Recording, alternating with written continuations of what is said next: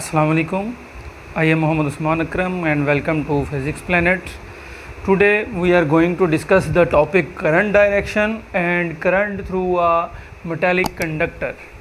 तो जो पहला टॉपिक है करंट की डायरेक्शन जो हमने जिसके बारे में बात करनी है, ये हम इस टॉपिक के लास्ट में बात करेंगे। पहले जो है हम current through a metallic conductor जो है उसके बारे में बात करते हैं।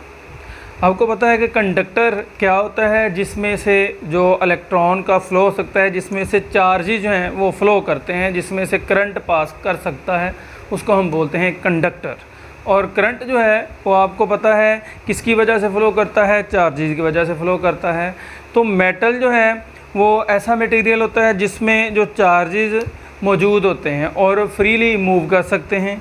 अच्छा, हम जो है पहले पढ़ चुके हैं कि करंट जो है वो उसमें जो मेटल है, मेटल में जो करंट है उसमें जो चार्ज कैरियर्स होते हैं वो इलेक्ट्रॉन्स होते हैं और वो फ्री इलेक्ट्रॉन्स होते हैं।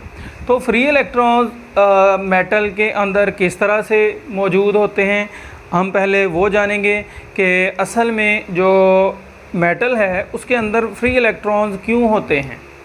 ओके, लेट्स सपोज हमारे पास कोई मेटल है और वो जो मेटल है वो उसका एक एटम मैंने यहाँ पे जो है वो बनाया हुआ है। जो मेटल है उसमें फ्री इलेक्ट्रॉन्स क्यों आ रहे हैं और उसमें कंडक्शन क्यों होती है, ये आज हम बात करेंगे। ओके, तो मेटल के अंदर फ्री इलेक्ट्रॉन्स हैं, तो वो जो फ्री इलेक्ट्रॉन्स हैं वो उसके लिए किस कंडीशन के अंदर जो हैं वो इलेक्ट्रॉन्स फ्री होते हैं। मेटल के अंदर जो एटम्स हैं उसमें से जो इलेक्ट्रॉन हैं वो क्यों फ्री हो जाते हैं। अच्छा, अगर हम देखें कि अगर मेटल का मेरे पास एक एटम है और उस एटम में से इलेक्ट्रॉन फ्री हो गया है। अच्छा, ये क्यों फ्री होता है? ये असल में थर्मल एनर्जी की वजह से होता है।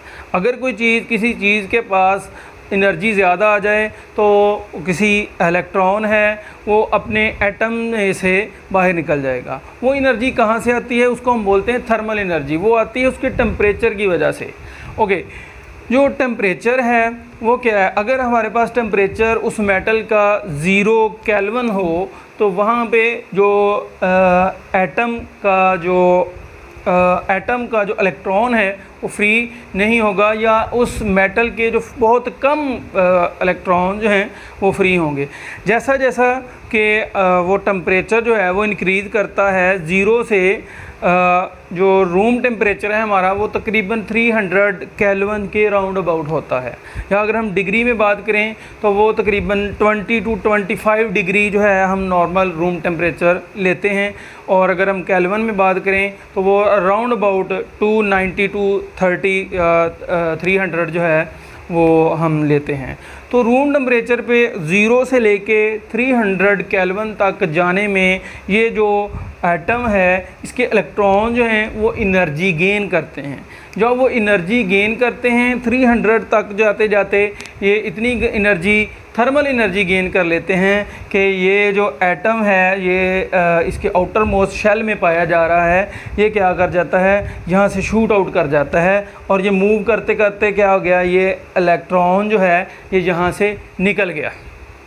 ठीक है, तो इस तरह से जो हमारे पास एक मेटल है उसके 1 मीटर क्यूब के अंदर जो एटम्स की तादाद होती है वो 10⁻28 to 10⁻29 और इतने ही इलेक्ट्रॉन जो हैं वो वहाँ से फ्री हो जाते हैं।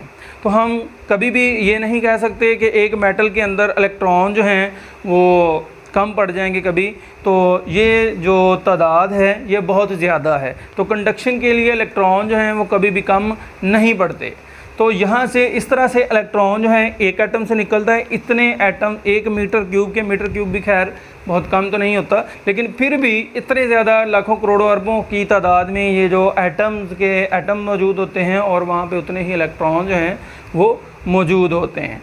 इस तरह से इलेक्ट्रॉन जो हैं वो फ्री होते जाते हैं और एक लार्ज नंबर ऑफ एटम्स के साथ जो इलेक्ट्रॉन है वो हमें मिलती है।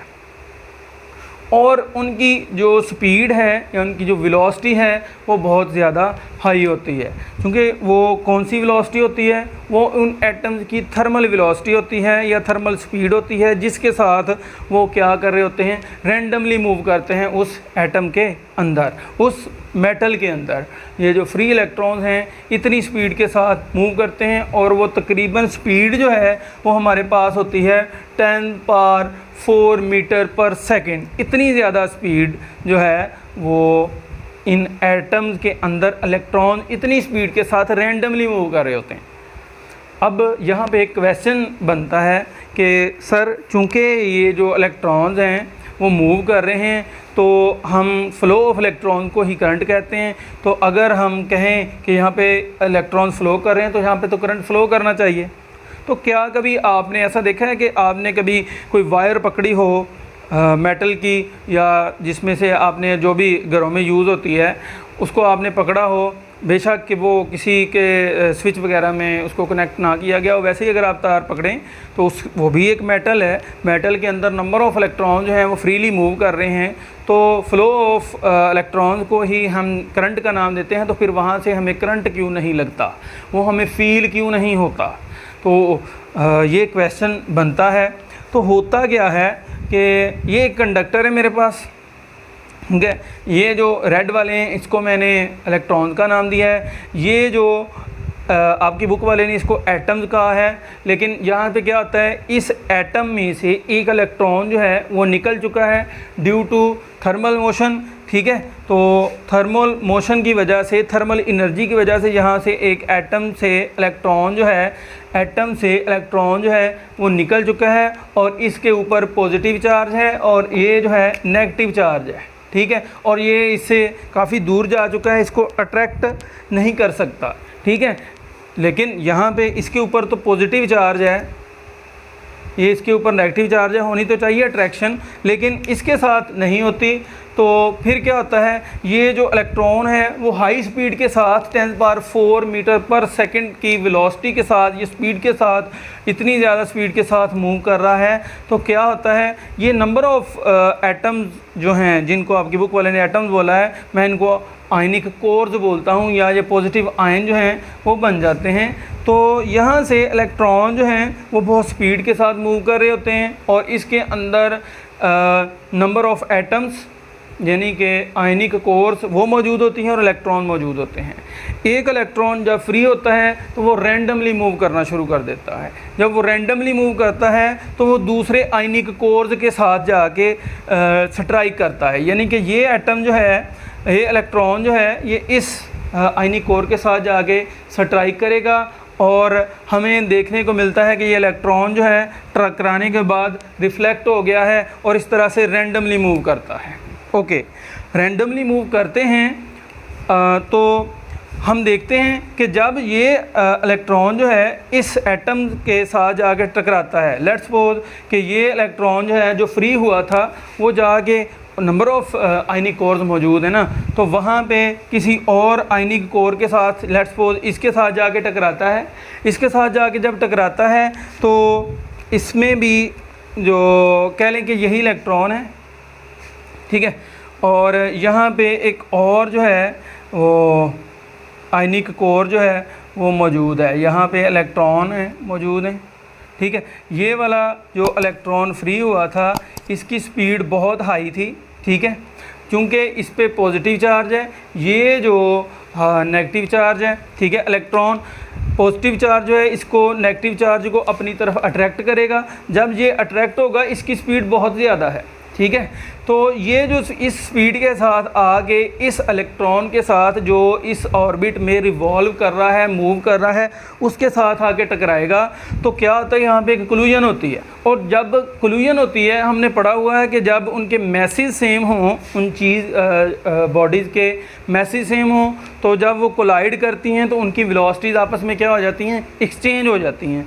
तो इसकी वेलोसिटी जो है वो बहुत हाई थी एज़ कम्पेयर टू दिस, क्योंकि ये वेलोसिटी अगर इस इलेक्ट्रॉन की होती तो ये कभी भी बाहर ना निकलता, ये रिवॉल्व ही करता रहता। इसलिए इसकी वेलोसिटी जो है वो इसके हिसाब से ज़्यादा है। जब ये इसके साथ आके टकराता है, जब इसके साथ आके ये वाला इलेक्ट्रॉन इसके साथ आके टकराता है तो इनकी वेलोसिटीज़ क्या हो जाती हैं, एक्सचेंज हो जाती हैं। लेट्स सपोज इसकी वेलोसिटी जो है वो 100 है, लेट्स सपोज, ठीक है। तो ये जो 100 मीटर पर सेकंड वाला है, ये इसकी वेलोसिटी कह लेंगे 40 मीटर पर सेकंड है, इसके साथ आके टकराता है। तो क्या होता है, ये जो वेलोसिटीज़ हैं इनकी क्या होंगी, एक्सचेंज होगी। 100 वाली जो वेलोसिटी है वो इसकी थी, इसकी वेलोसिटी इसके साथ एक्सचेंज होगी तो इसकी कितनी है 40, तो ये इसकी वेलोसिटी जो है वो गेन करेगा और यहाँ पे 40 की वेलोसिटी जो है उसके साथ क्या करेगा, ये इसकी एनर्जी गेन कर लेगा। तो ये जितनी एनर्जी इसकी थी उस एनर्जी के साथ, उस वेलोसिटी के साथ, थर्मल वेलोसिटी के साथ इसमें रिवॉल्व करना शुरू कर देगा और ये इलेक्ट्रॉन जो पहले से इसमें मौजूद था वो वहाँ से शूट आउट कर जाएगा, वो बाहर निकल जाएगा। ठीक है, बहुत इम्पोर्टेंट एक नुक्ता जो है वो मैं आपको बता रहा हूँ कि यहाँ पे जो इलेक्ट्रॉन है जो बाहर मौजूद था वो बहुत ज़्यादा स्पीड के साथ मूव कर रहा था। वो दूसरे आयनिक कोर के जो एटम्स थे, आयनिक कोर के जो इलेक्ट्रॉन थे उसके साथ जाके ये क्या करता है, कोलिजन करता है और अपनी वेलोसिटी एक्सचेंज कर लेता है। जो वेलोसिटी इस रिवॉल्व करने वाले इलेक्ट्रॉन की थी वो ये बाहर वाला गेन कर लेता है और जो अंदर था वो बाहर वाले की वेलोसिटी एक्सचेंज करके बाहर निकल जाता है। लेकिन हमें यही कहा जाता है या हमें ऐसा लगता है कि ये जो इलेक्ट्रॉन यहाँ से आया था वो टकरा के रिफ्लेक्ट हो गया। असल में ऐसा नहीं होता। असल में होता ये है कि जो इलेक्ट्रॉन बाहर से आया और स्ट्राइक किया इस इलेक्ट्रॉन के साथ, वो इस वेलोसिटी के साथ जो है यहाँ पे रिवॉल्व करना शुरू कर देगा और जो पहले था वो क्या कर जाएगा, निकल जाएगा। इस तरह से हर एटम के साथ, हर जो यहाँ पे आयनिक कोर मौजूद है उसके साथ इलेक्ट्रॉन क्या करता है, कोलिजन करता है और बहुत सारे इलेक्ट्रॉन जो हैं वो यहाँ से अपनी वेलोसिटीज़ और एनर्जीज़ को एक्सचेंज करते हैं और बाहर निकल जाते हैं। और इस तरह से ये क्या होता रहता है, मुसलसल कोलिजन जो है वो जारी रहती है और इलेक्ट्रॉन रैंडमली मूव करते रहते हैं। ये देखें, ये एक इलेक्ट्रॉन आया, इस आयनिक कोर के साथ टकराया और यहाँ से दूसरा इलेक्ट्रॉन जो है वो निकला और दूसरा इलेक्ट्रॉन इस तरफ को मूव कर गया। यहाँ से इलेक्ट्रॉन इस आयनिक कोर के साथ टकराया, यहाँ से इस तरफ को मूव कर गया। यहाँ से इलेक्ट्रॉन निकला और इस तरफ को मूव कर गया। इस आयनिक कोर से इलेक्ट्रॉन निकला, इस तरफ मूव कर गया। यहाँ से जो आयनिक कोर है उसके साथ टकराया और इस आयनिक कोर के साथ टकराने के बाद इसमें से एक इलेक्ट्रॉन निकला और यहाँ से शूट आउट होके यहाँ पे आ गए। इस तरह से ये इलेक्ट्रॉन जो हैं, मुख्तलिफ इलेक्ट्रॉन जो हैं वो रैंडमली मूव करते हैं। और अगर ये रैंडमली मूव कर रहे हैं तो हमें करंट क्यों नहीं लगता? मोशन तो हो रही है, करंट क्यों नहीं हमें फील होता? फिर से वही क्वेश्चन पे आते हैं। ओके, अब हम देखते हैं कि ये जो इलेक्ट्रॉन हैं इस तरफ मूव करने वाले जितने इलेक्ट्रॉन हैं उतने ही इलेक्ट्रॉन इस तरफ को मूव कर रहे हैं। जितने इलेक्ट्रॉन इस तरफ को मूव कर रहे हैं उतने ही इलेक्ट्रॉन इस तरफ को मूव कर रहे हैं। जितने भी इस कंडक्टर के अंदर इलेक्ट्रॉन्स मौजूद हैं वो उतने उसके ऑपोजिट डायरेक्शन में भी मूव कर रहे हैं। जितने इस डायरेक्शन में मूव कर रहे हैं उतने ही इस डायरेक्शन में मूव कर रहे हैं। जितने इस डायरेक्शन में उतने ही इस डायरेक्शन में, जितने इस डायरेक्शन में उतने ही ऑपोजिट डायरेक्शन में। हर एक इलेक्ट्रॉन के ऑपोजिट डायरेक्शन में उतने ही इलेक्ट्रॉन मूव कर रहे हैं। इसलिए जो इनका जो नेट इफ़ेक्ट है वो क्या होता है, ज़ीरो होता है। ठीक है, इसलिए हम कहते हैं कि इसमें से जो करंट है वो फ्लो नहीं कर सकता। ओके, अगर हमने करंट फ्लो करवाना है तो इन इलेक्ट्रॉन्स को एक डायरेक्शन देना पड़ेगा। ठीक है, एक और क्वेश्चन यहाँ पे बनता है, वो एक इम्पॉर्टेंट क्वेश्चन है कि चूँकि ये जो इलेक्ट्रॉन हैं जब ये फ्रीली मूव कर रहे हैं इनकी वेलोसिटी इतनी हाई है तो ये जो हमारे पास मेटल है इस मेटल में से ये बाहर क्यों नहीं निकल जाते?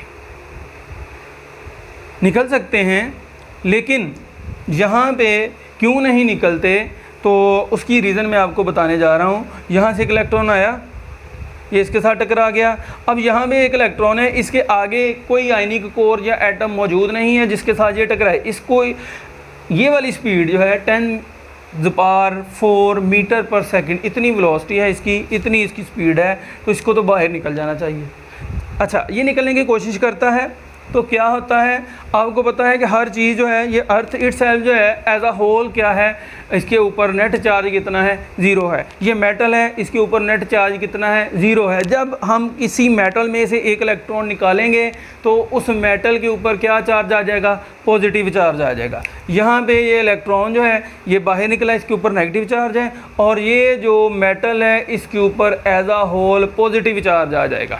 तो आपको पता है कि ये पॉजिटिव चार्ज है और ये नेगेटिव चार्ज है, ये आपस में क्या करते हैं, अट्रैक्शन करते हैं, और इनका जो फासला है, जस्ट जब ये बाहर निकला है तो फासला क्या है, बहुत कम है। तो यहाँ पे एक फोर्स जो है वो पैदा हो जाती है जिसको हम बोलते हैं कूलम फोर्स, जिसकी वजह से चूँकि इसका जो फासला है वो बहुत कम है, इसलिए इनका जो फोर्स है इनके दरमियान है वो बहुत स्ट्रॉन्ग होगी और ये इसको अंदर को खींच लेगी।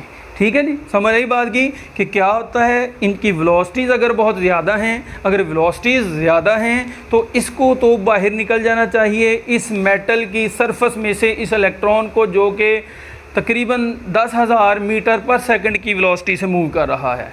अगर इतनी वेलोसिटी से मूव कर रहा है तो इसको बाहर निकल जाना चाहिए। अगर ये देखें, ये इलेक्ट्रॉन यहाँ से निकलना चाह रहा है, अगर ये निकलना चाह रहा है, जब जस्ट ये निकलता है तो इस मेटल के ऊपर as a whole positive charge आ जाता है, और ये जो इलेक्ट्रॉन निकलता है इसके ऊपर आपको पता है कि नेगेटिव चार्ज आता है। नेगेटिव और पॉजिटिव चार्ज आपस में अट्रैक्शन होती है और फासला जो है वो बहुत कम है, इसलिए इनके दरमियान में एक स्ट्रॉन्ग इलेक्ट्रिक फोर्स या कूलम फोर्स जो है वो पैदा हो जाती है और इलेक्ट्रॉन फिर से वापस आ जाता है। इलेक्ट्रॉन निकल सकता है अगर हम इसको बहुत ज़्यादा एनर्जी दे दें, इसको बहुत ज़्यादा हीट दे दें, या बहुत ज़्यादा गैस इसको क्या है गर्म करना शुरू कर दें, तो इलेक्ट्रॉन जो है वो निकल भी सकता है। ओके, अच्छा, तो अब हम देखते हैं कि ये था जब हम ने एक मेटल का पीस लिया था, उसके अंदर जो काम हो रहे थे वो हमने देखे, उनकी डिटेल देखी। ये आपकी बुक में बहुत सारी बातें इसमें मौजूद नहीं है, ये मैं इसलिए बता रहा हूँ कि आपका कॉन्सेप्ट जो है वो ज़्यादा स्ट्रॉन्ग हो सके। ओके, अब हम देखते हैं कि ये मेटल है, मेटल का पीस है, ठीक है, इसमें नंबर ऑफ़ इलेक्ट्रॉन्स और आयनिक कोर्स या एटम्स मौजूद हैं।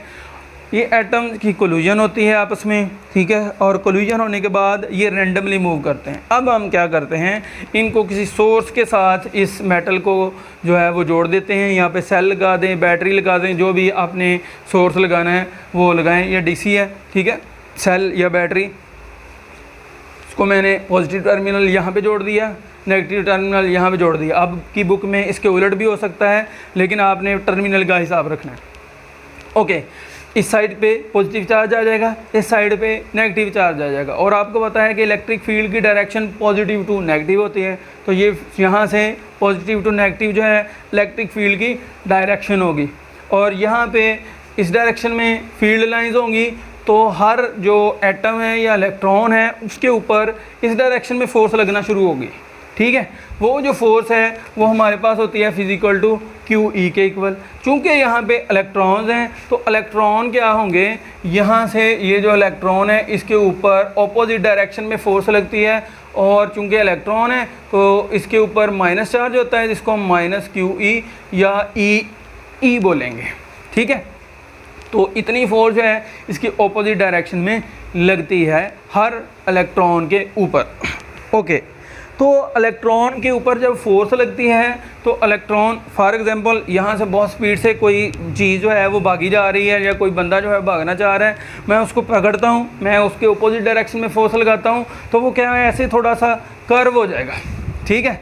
वो क्या हो जाएगा, ड्रिफ्टिंग होगी। आपने देखा होगा कि जब बाइक है अचानक से वो जब मोड़ करते हैं, उसको मोड़ते हैं, वह हाई स्पीड के साथ वो मूव कर रही होती है, तो अचानक से उसकी ब्रेक लगाते हैं या उसके ऊपर अपोजिट डायरेक्शन में फोर्स लगाते हैं, तो वो क्या है थोड़ा सा ड्रिफ्ट हो जाता है। ड्रिफ्टिंग आपने देखी होगी बाइक्स वगैरह की, गाड़ियों की, तो क्या हो जाते हैं इस तरह से कर्व अपना रास्ता थोड़ा सा कर लेते हैं। इसी तरह से ये जो यहाँ पे इलेक्ट्रॉन्स हैं वो क्या करते हैं, इनके ऊपर इस डायरेक्शन में फोर्स लगती है, इनके पॉजिटिव साइड है, ये इलेक्ट्रॉन को पूरी तरफ खींचेगा। अगर ये इलेक्ट्रॉन एक जो है वो इस डायरेक्शन में मूव, यहाँ से यहाँ पे रैंडमली मूव करें ना इलेक्ट्रॉन, एक यहाँ से इधर को, एक यहाँ से इधर को, एक यहाँ से इधर को, एक नीचे को, एक इधर को, एक इधर को, यहाँ पे जो इलेक्ट्रॉन है मैंने जो ग्रीन कलर से शो की हैं, यहाँ पे रेड कलर से शो की हैं। ओके, तो यहाँ पे जो इलेक्ट्रॉन है वो इस डायरेक्शन में जाना चाह रहा था, लेकिन फोर्स लगती है, ये यहाँ से यहाँ को जाता है, लेकिन यहाँ पे जाके क्या हो जाता है, थोड़ा सा इस तरफ को मूव कर जाता है। ठीक है, अब कि दूसरा इलेक्ट्रॉन यहाँ से इस तरफ को जाना चाह रहा था, यहाँ पे पहुँचना था इसने, ये क्या करता है, इसके ऊपर इलेक्ट्रिक फोर्स लगती है, तो ये थोड़ा सा यहाँ पे क्या हो जाता है, कर्ल हो जाता है, इस तरफ को ड्रिफ्ट हो जाता है। ठीक है, इसी तरह से ये इलेक्ट्रॉन है, ठीक है, इसने यहाँ से यहाँ को मूव करना था, इसके ऊपर फोर्स लगी, ये क्या हो गया, इस तरफ से इस तरफ को कर्ल कर गया, इस तरफ को मुड़ गया। ठीक है, और यहाँ से एक इलेक्ट्रॉन जो है उसने यहाँ को मूव करना था, इसके ऊपर फोर्स लगी, ये क्या कर गया, ये यहाँ तक आ गया, ये ज़्यादा जो है इसकी तरफ खींचा चला गया। इसी तरह से ये इलेक्ट्रॉन था, इसने यहाँ से यहाँ को मूव करना था, लेकिन ये क्या कर गया, ये इतना मूव नहीं करके इसको पीछे की तरफ एक फोर्स खींच रही है, तो ये यहाँ पे आगे रुक जाएगा। ठीक है, तो हर एक जो इलेक्ट्रॉन है वो क्या करेगा, उसके ऊपर एक ऑपोजिट डायरेक्शन में फोर्स लगेगी। ठीक है, तो वो सारे जो एटम के पास इलेक्ट्रॉन्स हैं जो फ्रीली मूव कर रहे थे, उनकी एक ही डायरेक्शन के अंदर जो है वो फोर्स लगती है, और वो फोर्स इतनी लगती है कि वो आहिस्ता आहिस्ता इलेक्ट्रॉन जो हैं वो एक ही सिमत में मूव करना शुरू करते हैं। ये इलेक्ट्रॉन रैंडमली मूव करना चाह रहे थे, हमने इसके ऊपर इलेक्ट्रिक फील्ड अप्लाई की। जब इलेक्ट्रिक फील्ड अप्लाई की तो वो सारे के सारे जो इलेक्ट्रॉन जो किसी भी डायरेक्शन में जाना चाह रहे थे वो इस एंड की तरफ मूव करना चाहेंगे। जब इस एंड की तरफ मूव करना चाहेंगे तो वो एक वेलोसिटी गेन करेंगे, ठीक है, जो कि बहुत कम होगी, और वो जो वेलोसिटी होगी उसको हम बोलते हैं ड्रिफ्ट वेलोसिटी, और वो इन सारे इलेक्ट्रॉन्स की एवरेज वेलोसिटी होती है। ठीक है जी, जब हम इलेक्ट्रिक फील्ड अप्लाई करते हैं तो इन इलेक्ट्रॉन के ऊपर एक फ़ोर्स लगती है, जिसकी वजह से इलेक्ट्रॉन जो है एक डायरेक्शन में मूव करना चाहते हैं, और वो जिस एवरेज वेलोसिटी के साथ मूव करना चाहते हैं उसको हम बोलते हैं ड्रिफ्ट वेलोसिटी। क्या बोलते हैं जी, ड्रिफ्ट वेलोसिटी। ये इन सारे एटम्स की जो है वो एवरेज वेलोसिटी होती है। ठीक है, और वो एक ही वेलोसिटी के साथ मूव करते हैं, और यहाँ पे एक्सेलरेशन जो है वो क्या हो जाता है, ज़ीरो हो जाता है, और जो इनकी कह लें कि एक जो कांस्टेंट वेलोसिटी है या एवरेज वेलोसिटी है, एवरेज इसकी जो वेलोसिटी है वो तकरीबन 10⁻³ जो मीटर पर सेकंड हो जाती है, और इसके साथ जो है वो इस तरफ को मूव करना शुरू कर देते हैं। जैसा कि मैंने आपको बताया था कि एटम जो हमारे पास पावर हाउस था, वहाँ से इलेक्ट्रॉन जो है वो एक जाके यहाँ पे डिपॉजिट नहीं होता या एक एक मूव नहीं करता। इस कंडक्टर के अंदर नंबर ऑफ़ इलेक्ट्रॉन्स होते हैं, तो वो एक दूसरे को जो क्या करते हैं, धक्का लगाते हैं। ठीक है, इस तरह से वो यहाँ पे जो एटम जो इलेक्ट्रॉन मूव किया था उसने यहाँ पे जर्क महसूस करवाया, जिसकी वजह से जो करंट है वो फ्लो किया था। ये नहीं था कि एक इलेक्ट्रॉन यहाँ से आया और इस वेलोसिटी के साथ 10⁻³ वेलोसिटी के साथ मूव करके यहाँ पे पहुँचेगा तो हमें इलेक्ट्रिसिटी या हमारा जो बल्ब है वो ग्लो करेगा। ऐसा नहीं होता। इसमें नंबर ऑफ़ इलेक्ट्रॉन होते हैं जिनको पुश मिलता है और वो आगे वाले इलेक्ट्रॉन को पुश देते हैं, इस तरह से वो मूव करते हैं। और हमारा बल्ब जो है, जो हमने पढ़ा था एसी करंट के अंदर, वो क्या करता है, मूव करता है। क्योंकि इसकी वेलोसिटी माइनस में है और 10⁻³ है, 0.001 कह लें, तकरीबन इतनी बनती है। तो इसलिए मैंने कहा था कि एक इलेक्ट्रॉन को यहाँ से यहाँ पहुँचने के लिए तकरीबन 1 साल लग जाए। अगर हम उसके थ्रू अगर वेट करते रहें तो हमें तो वो इलेक्ट्रॉन तब मिलेगा 1 साल बाद। अगर हमने बटन प्रेस किया तो 1 साल बाद आपका बल्ब जो है वो जलेगा। अगर हम यहाँ से एक इलेक्ट्रॉन का यहाँ तक पहुँचने तक का वेट करते रहे, हालांकि ऐसा नहीं होता। ठीक है, होता क्या है कि यहाँ से इलेक्ट्रॉन जो हैं उनको जर्क मिलता है। तो सारे इलेक्ट्रॉन जो हैं वो इस डायरेक्शन में मूव करना शुरू कर देते हैं। जब इस डायरेक्शन में मूव करते हैं तो वहाँ पे करंट जो है वो फ्लो होता है। यहाँ पे चूँकि वेलोसिटी तो बहुत कम है, लेकिन नंबर ऑफ़ इलेक्ट्रॉन इतने ज़्यादा हैं कि वो उनकी वजह से हमें जो है वो करंट मिलता है। जो इतने नंबर ऑफ़ इलेक्ट्रॉन बेशक कम वेलोसिटी के साथ मूव करते हैं तो उसी फ्लो को एक स्पेसिफिक डायरेक्शन में जब इलेक्ट्रॉन फ्लो करते हैं तो उसी फ्लो को हम क्या बोलते हैं, करंट बोलते हैं। ओके, अब हम देखते हैं कि करंट जो है वो दो तरह का आपकी बुक में मेंशन है, कन्वेंशनल करंट और इलेक्ट्रिक करंट, दो तरह के होते हैं। कन्वेंशनल करंट गालबन, अगर मैं नहीं गलत तो बेंजामिन फ्रैंकलिन जो है था, बेंजामिन फ्रैंकलिन, उसने इसका जो कंसेप्ट दिया था तकरीबन 17 to 18 जो हमारा सन था उसके दरमियान में उसने तकरीबन उसके मिड में ये कंसेप्ट दिया था कि इलेक्ट्रॉन जो हैं, बल्कि जो पॉजिटिव चार्जेस हैं वो फ़्लो करते हैं, ठीक है, और उनकी डायरेक्शन होती है, चार्जेस फ़्लो करते हैं और चार्जेस की जो डायरेक्शन है वो पॉजिटिव टू नेगेटिव होती है, ठीक है। यहाँ पे आपकी बुक वाले में ने भी ये शो किया है कि ये एक सेल है, उसके साथ हमने एक मेटल जो है कोई भी उसको जोड़ दिया है, सेल से ये करंट जो है वो मूव करना शुरू करता है यहाँ से इस डायरेक्शन में, ठीक है, पॉजिटिव टू नेगेटिव डायरेक्शन में मूव करना शुरू कर देता है। और वहीं पे उसने शो करवाया कि इलेक्ट्रॉन जो है वो अपोजिट डायरेक्शन में मूव कर रहे हैं, लेकिन हमने पढ़ाया कि फ़्लो ऑफ इलेक्ट्रॉन जो है वो करंट, अगर इलेक्ट्रॉन इस तरफ को फ़्लो कर रहे हैं तो फिर डायरेक्शन भी इस तरफ को होनी चाहिए, लेकिन यहाँ पे जो डायरेक्शन है वो इसके अपोजिट डायरेक्शन में है। तो ये था कन्वेंशनल करंट। कन्वेंशनल करंट जो है, कन्वेंशन जैसा कि आपको वर्ड से पता चल रहा होगा कि कन्वेंशन थी कि जो चीज़ें हैं वो हाई पोटेंशियल से लो पोटेंशियल की तरफ मूव करना शुरू करती हैं, यानी कि जैसा कि पानी है वो ऊंची जगह से नीची जगह की तरफ जो है वो मूव करता है, ठीक है। इसी तरह से हर चीज़ जो है वो हाई पोटेंशियल से लो पोटेंशियल की तरफ मूव करना शुरू करती है। दूसरी वजह इसकी ये थी कि जो पॉजिटिव चार्जेस का फ़्लो और नेगेटिव चार्जेस का जो फ़्लो था उनका जो एक्सटर्नल इफ़ेक्ट था वो हमें अगर देखने को एक्सपेरिमेंटली देखा गया तो वो तकरीबन जो था वो बराबर था, ठीक है। बाद में ये प्रूव हुआ कि इलेक्ट्रॉन के फ़्लो की वजह से चूँकि करंट होता है, इनकी डायरेक्शन ये होती है, ठीक है, तो वो जो करंट होता है जो इलेक्ट्रॉन के फ़्लो की वजह से होता है उसको हमने इलेक्ट्रॉनिक करंट का नाम दिया। लेकिन उन्होंने ये बताया कि जो पॉजिटिव चार्ज और नेगेटिव चार्ज हैं उनके फ़्लो की वजह से जो मैग्नीट्यूड है दोनों की वो सेम होती है और उनके एक्सटर्नल इफ़ेक्ट्स जो हैं वो सेम होते हैं, इसलिए हमने इसको जो है वो इलेक्ट्रॉनिक करंट कहा, ये जो इलेक्ट्रॉन की वजह से है, और ये होता है नेगेटिव टू पॉजिटिव की डायरेक्शन में। लेकिन हम कन्वेंशनली इसकी डायरेक्शन लेते हैं वो पॉजिटिव टू नेगेटिव की तरफ होता है, ये कन्वेंशन है। और ये तकरीबन इक्विवेलेंट करंट है उसके जो पॉजिटिव चार्जेस की वजह से है। तो ये था आज के लिए। तो कन्वेंशनल करंट की डेफिनेशन आपकी बुक में भी लिखी हुई है प्रॉपर, आप वहाँ से चेक कर सकते हैं। होप सो आपको समझ आई होगी। आज के लिए इतना ही, अल्लाह हाफिज़।